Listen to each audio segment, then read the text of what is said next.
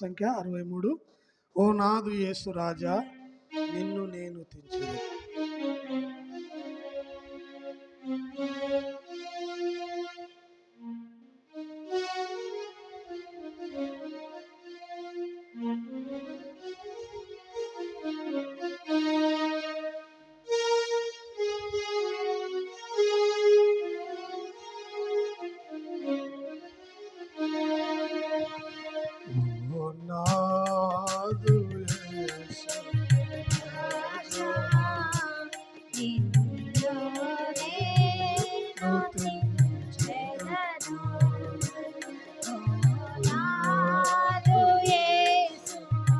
అరవై మూడు వాడి సంఖ్య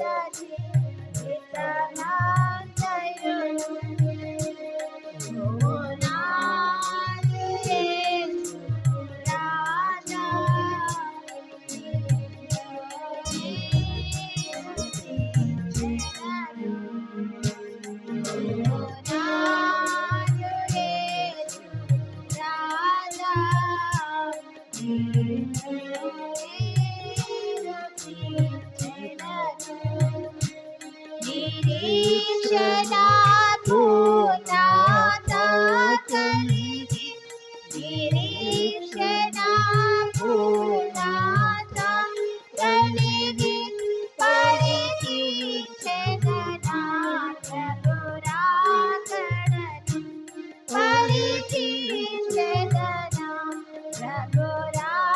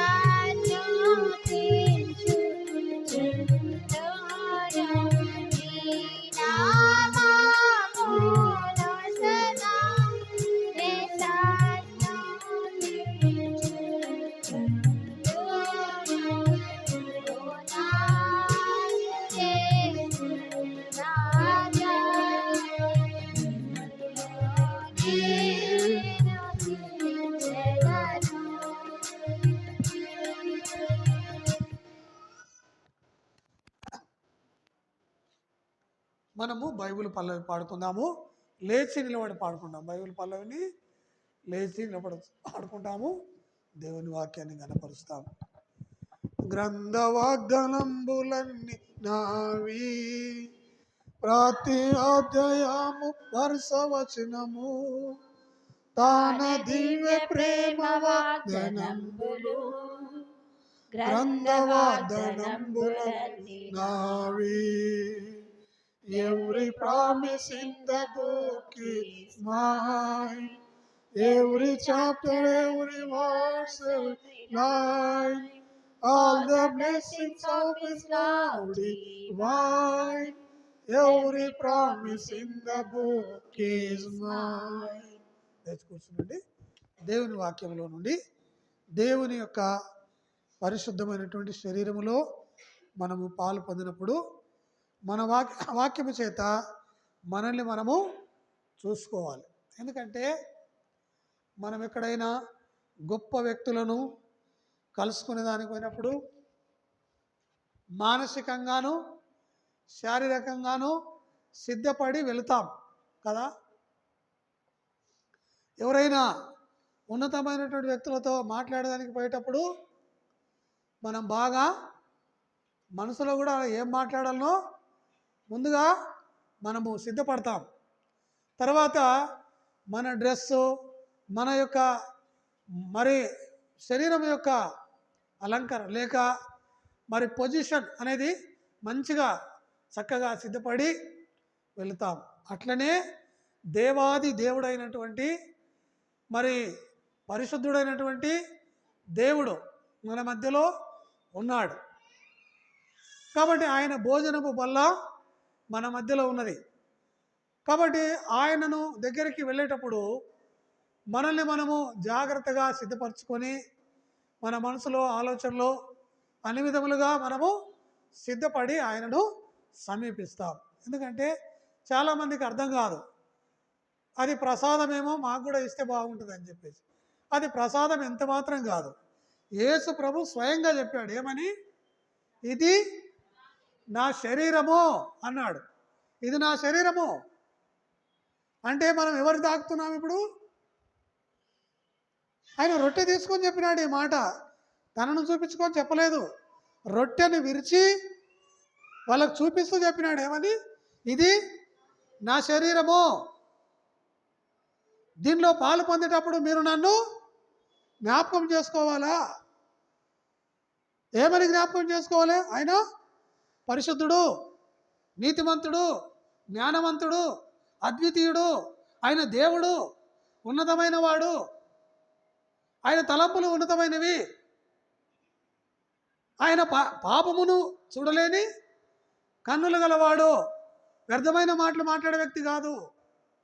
ఇది ఆయన జ్ఞాపకం చేసుకోవాల్సిన విధం. ఆయనను సమీపించేటప్పుడు మనం కూడా జాగ్రత్తగా ఆయన దగ్గరికి వెళ్తాం. అందుకని దేవుని వాక్య వెలుగులో దేవుని వాక్యం చెప్తూ ఉంటున్నప్పుడు ఆ వాక్యము ఎక్కడ మన లోపాలను చూపిస్తే అక్కడ మనము సరిదిద్దుకొని సరిచేసుకొని యోగ్యులుగా బలలో పాలు పొందాలి. అప్పుడు దీవెనకరంగా ఉంటుంది, అది దీవించు పాత్రగా ఉంటుంది అని మనం గ్రహించాలి. ఇప్పుడు ఆ వాక్య భాగము కొరకు ఎఫెసీయులకు రాసిన పత్రికలోని 6వ అధ్యాయంలో 4వ వచనాన్ని అందరం కలిసి చదువుకుందాం. ఎఫెసీ 6వ అధ్యాయంలో 4వ Ephesians 6th chapter 4th word అందరం కలిసి చదువుకుందాము. తండ్రులారా, మీ పిల్లలకు కోపము రేపక ప్రభు యొక్క శిక్షలోను బోధలోను వారిని పెంచుడి అంటున్నాడు. ఎందుకంటే సంఘం యొక్క దర్శనము గురించి అనేక వారముల నుండి మనం ధ్యానిస్తున్నాం. కొంతమంది రాలేకపోవచ్చు, మిస్ అవుతుండవచ్చు, కంటిన్యూగా వచ్చే వాళ్ళకి మాత్రము ఈ యొక్క భావం అర్థమవుతుంది. కాబట్టి దేవుని వాక్యము ఒక అంశం తీసుకొని ఆ అంశం మనకి ఏం చెప్తుందో దీని అంశం యొక్క మూలాంశం ఏంటంటే దేవుని సంఘములో జనులు ఎలాగ ప్రవర్తించవలనో దాన్ని మీకు తెలుపుతున్నానన్న అపోస్తలుడైన పౌలు.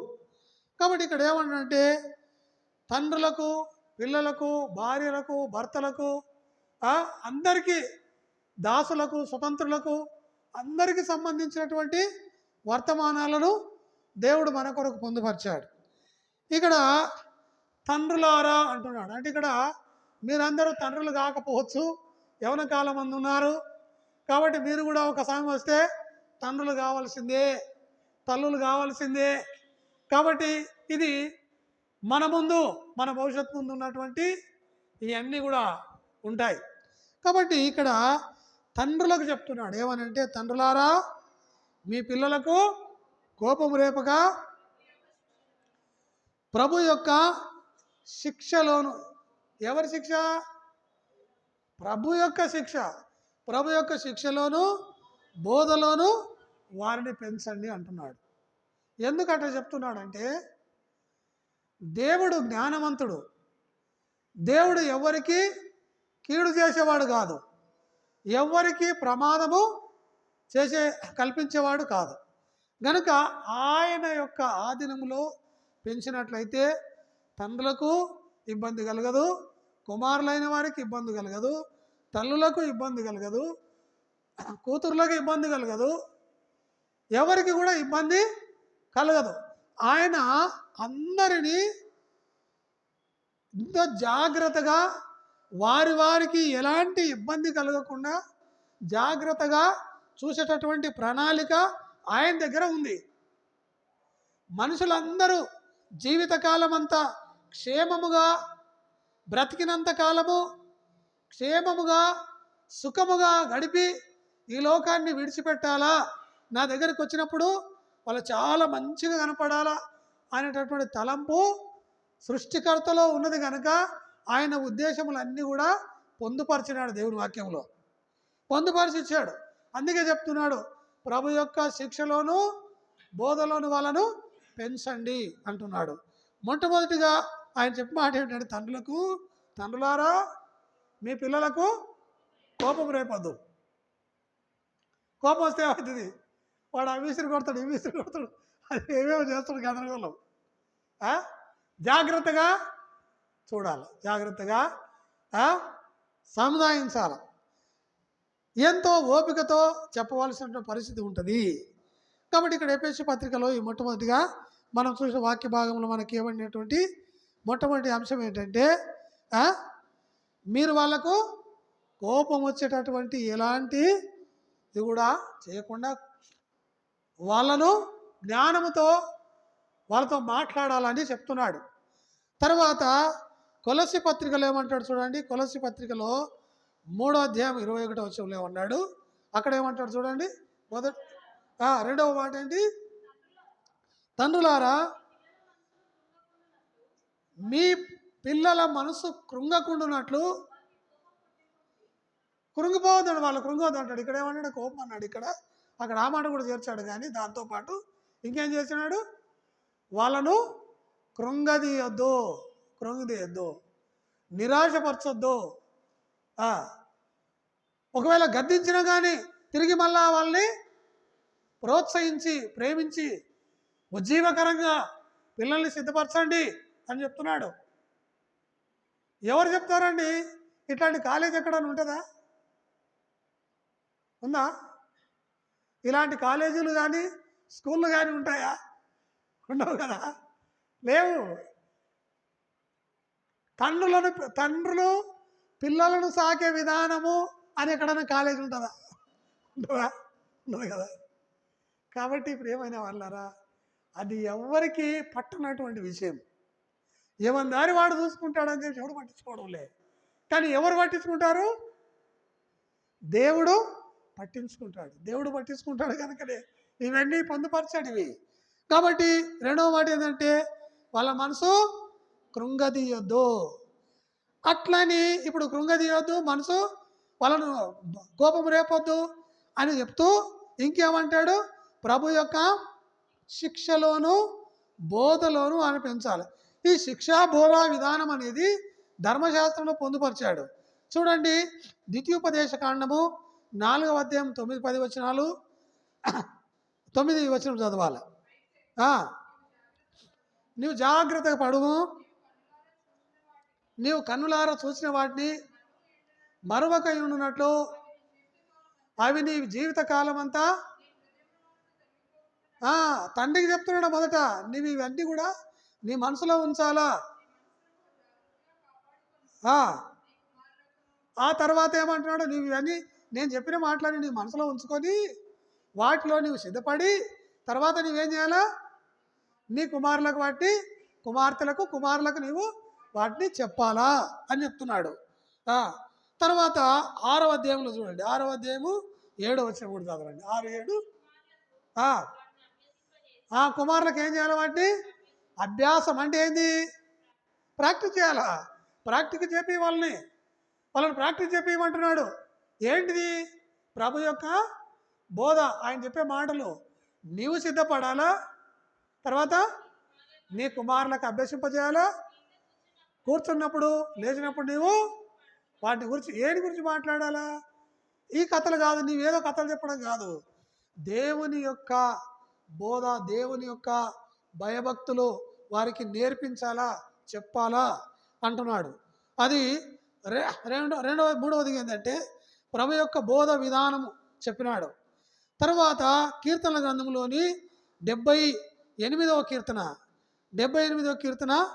4వ వచనము, దేవుని కార్యాలను వివరించాలని చెప్తాడు.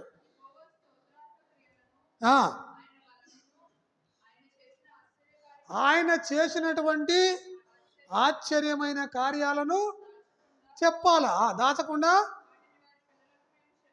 చెప్పాలా, పిల్లలకు చెప్పాలా. దేవుడు ఊరికేనే బోధిస్తే సరిపోతుందా? బోధ ఎవరైనా చేయొచ్చు, కానీ చేసినవి జరిగిన కార్యాలు చెప్తే, ప్రాక్టికల్ చెప్తే ఎట్లుంటుంది కదా. ప్రాక్టికల్ చెప్పడం వేరు, మామూలుగా బోధ చేయడము, టీచింగ్ వేరు, ప్రాక్టికల్ వేరు. కాబట్టి ఇక్కడ చెప్తున్నాడు, దేవుడు చేసినటువంటి కార్యాలన్నీ చెప్పాలయ్యా. మన పితరులు ఇట్లా చేసినారు, నా పట్ల ఇట్లా చేసినాడు, మీకు కూడా నాకట్లా చేసినాడు, ఆయన అనుభవించి ఇంకా అది దాచుకొని పిల్లలకు కూడా చెప్పాలి. దేవుడు చేసిన కార్యాలన్నిటి కూడా చెప్పాలి అంటున్నాడు. ఇది 4వ విషయం, వాళ్ళకి చెప్పాలి. నువ్వు ఆ బోధను నువ్వు నేర్చుకొని వాళ్ళని దాన్ని ప్రాక్టీస్ చేస్తాడు చేసి, తర్వాత 4వది ఏంటంటే వాళ్లకు ఆయన చేసిన కార్యాలన్నీ కూడా వివరించి చెప్పాలని చెప్తున్నాడు. తర్వాత 5వ విషయం గమనిస్తే సామెతల గ్రంథంలో చూడండి, సామెతల గ్రంథము 19వ అధ్యాయం 18వ వచనము. సామెతలు ముందేమన్నాడు, పిల్లల కోపము కొత్త కోపం చాలు కదా. ఇప్పుడు ఇక్కడే చెప్తున్నాడు, బుద్ధి వచ్చేటట్లు శిక్షించాలా. బుద్ధి వచ్చేటట్లు ఎట్లా బుద్ధి వస్తుందో మనం చదవాలి ముందు. ఎవరిని? కుమారుని మైండ్ను చదవాలి నువ్వు, కుమార్తె మైండ్ను చదవాలి నువ్వు. వాడి మనస్తత్వం ఏంటిది, వాడు ఎట్లా చేస్తాడు, ఎట్లయితే వింటాడు. మరి పిల్లలను కంటారు చాలామంది, కానీ వాళ్ళ యొక్క తెలివితేటలు ఏమిటని చదవరు, వాళ్ళ జ్ఞానాన్ని చదవరు, వాళ్ళకు ఉన్నటువంటి బుద్ధిని చదవాలండి. చదివి వానికి బుద్ధి వచ్చేటట్టుగా ఏం చేయాలా, శిక్ష చేయాలి, బుద్ధి వచ్చేటట్టు చేయాలి దానికి. ఇంకా ఏమంటాడు, అదే అనమాట, కోపం కొట్టండి అని కాదు అక్కడ, వాడు సచ్చేటట్టు ఎట్లా పడితే అట్లా కొట్టడం కాదు. చిన్న పుల్ల చాలు కొట్టేదానికి. నేను నా కుమారుని కొట్టేదానికి చీపిరి పుల్ల వాడేది, చీపిరి పుల్లతో కొట్టేది, చీపిరి పుల్లతో కొట్టేది. సురుక్కుపడేది అది, మా దెబ్బ మంచిగా పడుతుంది, కానీ అది సత్య దెబ్బ కాదు.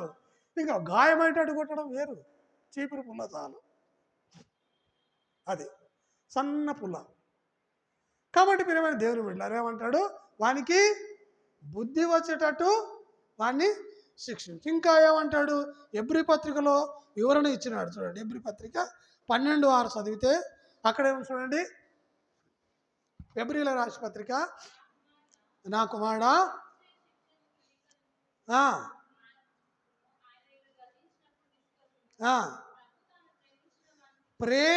ప్రేమతో కూడిన శిక్ష ఏముండాలి దాంట్లో? ప్రభువు తాను దేవుని శిక్ష అట్లుంటుంది. ప్రభువు తాను ప్రేమించే వారిని శిక్షిస్తాడు. దేవుడు శిక్షించే శిక్ష ఎట్లుంటుందంటే ప్రేమతో కూడిన శిక్ష. ప్రేమించుతూ శిక్షించాలా, ప్రేమ కనపడుతుండాలా. దైవజనుడు మాకు ఎబ్రోన్లో ట్రైనింగ్ ఇచ్చే పెద్దలు ఉండేవాళ్ళు. తిడుతూ ఉంటాడు మనిషి, తిడుతూ ఉంటాడు కానీ ఆయన ముఖం బాగా చూడబుద్ధి అవుతుంది నాకు. ఎవరికైనా అంతే. ఆయన ముఖం ఒక రాగా పెట్టి తిడతాడు, గద్దిస్తూ ఉంటాడు. ఆ గద్దింపు ఎట్లా ఉంటుంది అంటే ఆయన ముఖం వేరుగా ఉంటుంది ఆ గద్దించేటప్పుడు. ఆయన అక్కడిని తిట్టినా సార్ ఇక్కడనే నిలబడి బాగా ఇందామనిపిస్తుంది అది తిడతాం ఆయన అంటే గద్దిస్తూ ఉంటాడు. ఆ ట్రైనింగ్ ఎట్లా దేవుడు ఎట్లా ట్రైనింగ్ ఇచ్చాడో మాకు తెలియదు కానీ సేవకులందరినీ గద్దిస్తూ ఉంటాడు. ఏం పరిచయం, ఏం చేస్తావు, అటు చేస్తావు ఇటు చేస్తావు అంటాడు కానీ ఆయన ముఖంలో చాలా ప్రేమ కనపడుతూ ఉంటుంది. సరే తిట్టినాడు కదా అని చెప్పేసి నేనేం చేసినట్టే అన్నం కూడా ఇంత గద్దించేట్టు అన్నాడు కదా అని చెప్పేసి నేనేం చేసినట్టే పోయి ఇంకా నీళ్ళు కూడా మంచినీళ్ళు కూడా తాగకుండా పోయి ఎబ్రోన్లో పెద్ద టవర్ ఉంటుంది, బిల్డింగ్ పైన ప్లే టవర్ ఉంటుంది. ఆ ప్లే టవర్ పోయి పొద్దున 8 గంటలకు ఎక్కినాడ. 5 అయిన దాకా అక్కడి నుంచి కిందికి రాలే నేను. వాడు ఏమైపోయినాడు రా చూడరా మొత్తం ఎత్తుకాడు. నేను పోయింది కొత్తగా, నేను పెద్ద పరిచయస్తుంది కాదు కదా. అక్కడ ట్రైనింగ్ తీసుకునేదానికి పోయిన అక్కడికి ట్రైనింగ్ కొరకు వెళ్ళాను అక్కడికి. కాబట్టి అరే వాడు ఏమైపోయినాడో చూడరా అని చెప్పేసి మొత్తం అందరినీ గందరగోళం లేపినాడు ఆ ముసలాయన. మొత్తం ఎతికినారంటే అక్కడ అంతా ఎతికినారు. ఏమైపోయినాడు, వాడు వెళ్ళిపోయినాడా, ఏమన్నా చేసుకున్నాడా, గద్దించిన పొద్దున వాడిని పోరా అంటే ఎవరో ఒక ఆయన వచ్చి పైన ఇంకా ప్రేయర్ గడి చేసుకున్నాడేమో అనుకొని ఇక లాస్ట్కి ప్రేయర్ టవర్ వచ్చారు. వాళ్ళు కూడా చూసారు, కిటికీలో నుంచి చూస్తే నేను అక్కడ మోకరించున్నా. 5 గంటలు పోయి మళ్ళీ చెప్పినారు ఆయన, అనా ఆయన అంకుల్ ఆయన ప్రార్థన చేసుకుంటాడు. ఆయన ఎప్పుడో వెళ్ళిపోయేటోడే కానీ నేను వచ్చిన దాకా ఉన్నాడు ఆడ. అట్నే ఆయన వెళ్ళిపోతాడు. దాదాపుగా 5 అయితే వెళ్ళిపోతాడు. కానీ నేను 5 అయినా కూడా ఆయనే ఉన్నా. 5:30 అయింది. అప్పటిదాకా ఆయన కూర్చున్నాడు. అట్లే కూర్చుని ఆయన పొద్దున వస్తాడు, మరి అట్లా కూర్చుంటాడు. ఇప్పుడు ఏం ప్రార్థన చేసావో చెప్పి ఇది అంతా అంటాడు. నువ్వేం ప్రార్థన చేసి చెప్పు, నీవేమని ప్రార్థన చేసినావో అది చెప్పాలి నాకు ఇప్పుడు అంటాడు ఆయన. ఏం చెప్పాలి నేను ఆయనకి, ఏం చెప్పాలో అర్థం కాలే. సైలెంట్గా చెమటలు పడతా ఉన్నాయి. ప్రేమతో ముఖం చూస్తూ ఉన్నాడు. చెప్పు ఏం చేసినావో, ఏం ప్రార్థన చేసినావు చెప్పు అంటాడు. ఏమనలే, గమ్మున ఉంది అంటే అప్పుడు లేదు నాయనా అట్లా కాదు, నువ్వు మరి చెప్పాలి కదా, ప్రార్థన చేసుకుంటున్నా అని చెప్పాలి కదా, చెప్పకుండానే పోయింది అక్కడ అంటే కొత్తగా పోయినప్పుడు పరీక్షిస్తాం. ఇట్లా అంటే వెళ్ళిపోతాడేమో, పారిపోతాడేమో చూద్దామని. సేవలో వచ్చేటటువంటి శ్రమలన్నిటికి ఎట్ట తట్టుకుంటాడు. నేను అన్న మాటలకి తట్టుకోకపోతే సేవలో వచ్చే కష్టాలను ఎట్ట తట్టుకుంటాడు చూద్దామని అట్లా అన్నాడు. ఊరికేనే కారణం ఏం లేదాడ. నన్ను అట్లా అనడానికి ఏం కారణం ఉట్టిగానే అట్లా అన్నాడు మనిషి. కానీ తర్వాత ఎంతో ప్రేమగా సంధాయిస్తూ ఉన్నాడు. కాబట్టి ఏమంటున్నాడు ఇక్కడ, అందుకొరకు ఏమన్నాడంటే ప్రభువు చేయు శిక్ష, అది తన్ను ప్రేమించు వారిని ఏం చేస్తాడట, ప్రేమతో కూడినటువంటి శిక్ష. అది ప్రేమతో శిక్షించడము వేరుగా ఉంటుంది. కాబట్టి అలాగా ప్రభు చేయు శిక్ష అన్నాడు దాన్ని. కాబట్టి వారిని నువ్వు చచ్చేటట్టు క్రూరంగా కొట్టొద్దు, కానీ వాళ్ళని శిక్షిస్తూనే ప్రేమించాలి. వాళ్ళని ఆ రీతిగా దారిలో మంచి దారిలో ఉంటట్టుగా వాళ్ళని సిద్ధపరచాలి అని చెప్తాడు.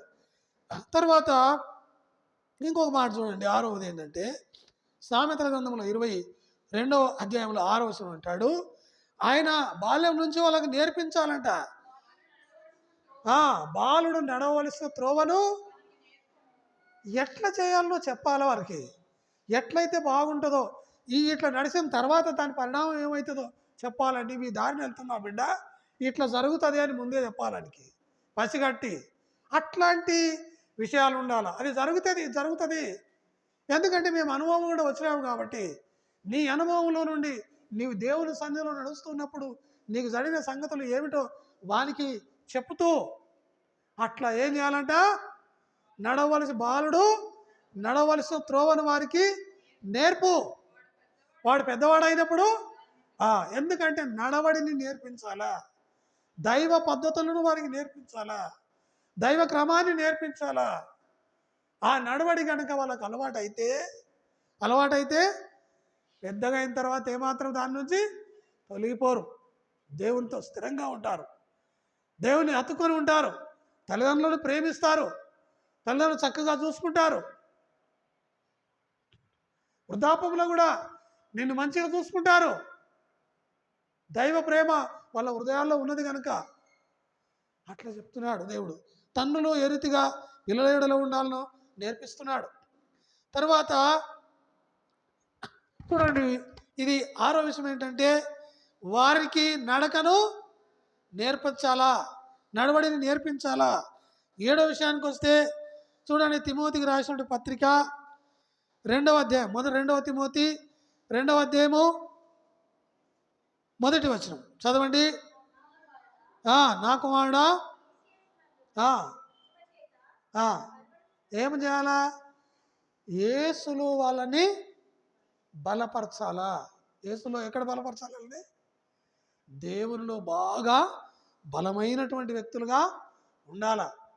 దేవుని వాక్యం విశ్వాసంలో కానీ వాళ్ళు అన్ని విధములుగా కూడా సిద్ధపడేట్టుగా దేవుని వాక్యం చేత సిద్ధపరచాలంట. దైవ కుటుంబాలు ఉండవలసిన విధానం ఇది లోక సంబంధమైన విషయాల కొరకు కాదు. దేవుని సంఘములో దేవుని కుటుంబాలు ఉండవలసిన విధానం ఇది. గనుక క్రీస్తునందు వాళ్ళను బాగా బలపరచాలా. దేవుడు చేసినట్టు బోధ ఇది. మనము క్రీస్తునందు బలవంతులమై ఉండాలి. పౌలు చెప్తున్నాడు ఏమని,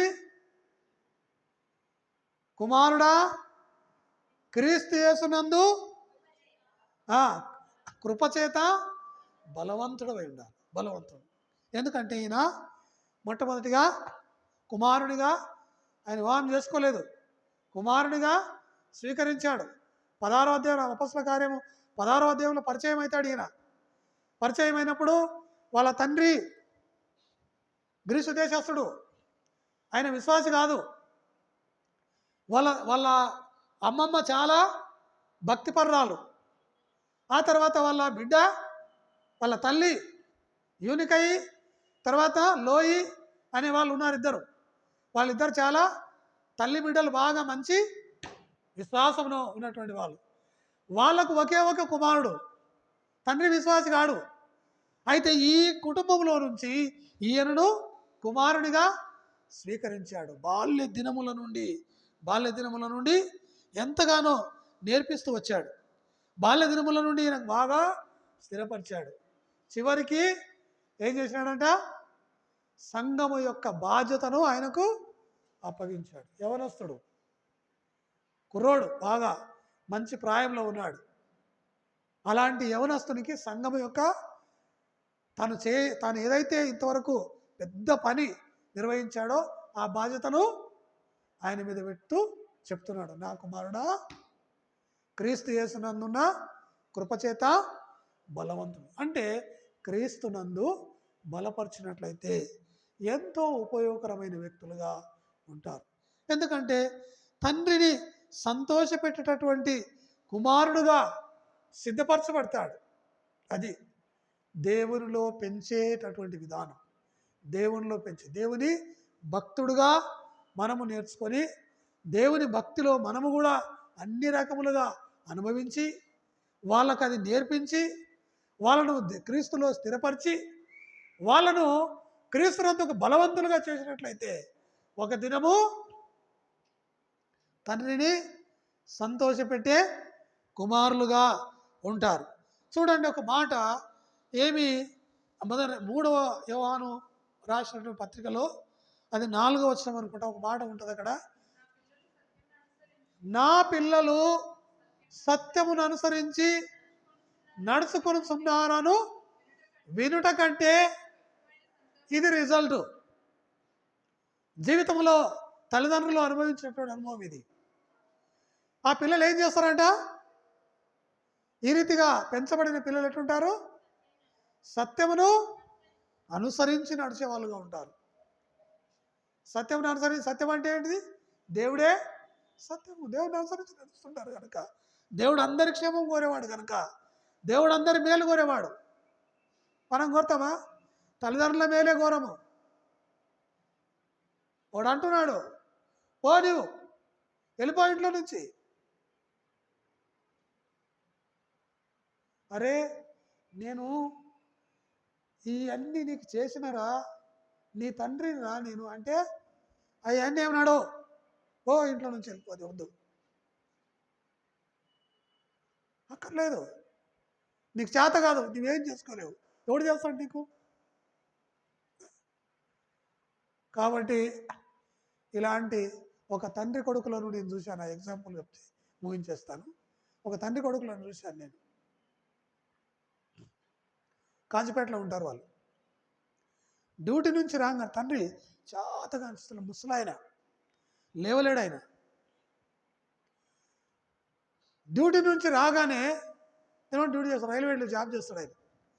అయితే డ్యూటీ నుంచి రాగానే కాళ్ళు చేతులు కడుక్కొని చక్కగా మంచం దగ్గరికి పోతాడు. తండ్రి మంచం దగ్గరికి పోతాడు. తండ్రి మంచం దగ్గరికి పోయి, నానా తిన్నావా, మంచిగా ఉంది ఆరోగ్యం, కాళ్ళు చేతులు అట్లా నొక్కుతూ ఉంటాడు. కాళ్ళు చేతులు నొక్కుతూ ఆయన చూసినప్పుడు నిజంగా అందరి తండ్రులు, అందరి కొడుకులు ఇట్లా ఉంటే ఎంత బాగుంటుంది అనిపించింది నాకు చూస్తే. ఎంత ఆదర్శమైనటువంటి వ్యక్తి అంటే, ఏమి టీ కానీ అట్లా ఏమి ఆశించడు. మొట్టమొదటి వాడు తన దగ్గర పోతాడు. తన దగ్గర పోయి అన్నీ అడుగుతాడు, యోగక్షేమాలన్నీ అడుగుతాడు, కాళ్ళన్నీ నొక్కి. అప్పుడు వాళ్ళ తండ్రి అడుగుతాడు, నాన్న వచ్చిన తర్వాత టీ ఆయన బిడ్డ అంటాడు ఆ తండ్రి. అప్పుడు పోతాడు, సరే నాయన ఓకేదా, బాగుందా. ఆ తండ్రి ముఖంలో చిరునవ్వు చూసిన తర్వాత అప్పుడు పోతాడు, ఇంకా టీయో ఏదో తాగుతాడు. ఎట్లా మంచి తల్లిదండ్రులు, ఎంత మంచి కుమారుడు, ఎట్లాంటి తల్లిదండ్రులు వాళ్ళు, ఆ పిల్లల్ని ఎట్లా పెంచినారు వాళ్ళు. మంచి విశ్వాసులు, మంచి ప్రవర్తన కలిగిన వాళ్ళు, ఎన్నో కుటుంబాలను దేవుని సన్నిధికి నడిపించినారు వాళ్ళు. సంఘ పెద్దగా ఉన్నాడు ఆయన కాజిపేటలో, వరంగల్ జిల్లా కాజిపేట ఇంకోటి కూడా ఉంది కడప జిల్లాలో ఇక్కడ. కానీ ఇది వరంగల్ కాజిపేట, ఇది వరంగల్ కాజిపేటలో ఉంటాడు వాళ్ళ జాన్ అని. వాళ్ళ తండ్రికి చచ్చే వరకు ఎంతో మంచి సేవ చేసినాడు. కాబట్టి మేము దేవుని బిడ్డలారా, అది దేవుని సంకల్పముని రీతిగా నెరవేర్చేటువంటి దేవుని పిల్లలుగా, దేవుని కుటుంబముగా. అదే ఒకవేళ నువ్వేం పనికిరావు, నీవేందుకు నీది పో ఇంట్లో నుంచి అంటే వాళ్ళకి ఎంత నొప్పి పడతారు, ఎంత బాధ ఉంటుంది. కనుక దేవుని యొక్క మార్గం, ప్రభు యొక్క శిక్షలో, బోధలో పెంచబడి, క్రీస్తునందు బలపరచబడి, దేవుని మార్గములో సిద్ధపడిన వారు, దేవుని కార్యములలో పాలు పొందేవారు.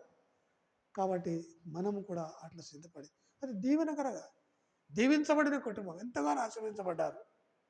ఆ కుటుంబం పోతే ఎంత నెమ్మది ఉంటుంది, ఎంతో చక్కగా మాట్లాడతారు మనుషులతో. ఎవరన్నా వాళ్ళ ఇంటికి పోతే బాధల్లో ఉన్న వాళ్ళ బాధలు కూడా పోతాయి వాళ్ళ ఇంట్లోకి పోతే. అంత మంచిగా మాట్లాడతారు వాళ్ళు, ఆదరిస్తారు ఆ కుటుంబం అనేకులను. కాబట్టి దేవుని బిడ్డలమైన మనము ఇలాంటి కుటుంబాలుగా ఉండాలని, ఇలాంటి తండ్రులుగా ఉండాలని దేవుడు కోరుకుంటాడు. దేవుని అది, దేవుని కృప అది, మనసుల్లో ఉండదు అట్లాంటిది. కాబట్టి ద్వేషము, స్వార్థము, అపవిత్రత, కుళ్ళు, కుతంత్రాలు ఇవన్నీ మనసులో ఉంటాయి. అవన్నీ లేకుండా దేవుడు ఒక మంచి మానవత్వము కలిగిన ప్రజలుగా తీర్చిదిద్దడానికి దేవుడు తన గ్రంథములో ఇలాంటి సంఘటనలను పొందుపరిచాడు. ఇప్పుడు దేవుని బిడ్డలమైన మనము ఇలాంటి విషయాలను నేర్చుకొని మన జీవితంలో అనుసరించే వాళ్ళగా ఉండాలని ప్రభు కోరుతున్నాడు. కాబట్టి ఈ మాటలు దేవుడు దీవించునుగాక. ప్రార్థన చేసుకుంటాం.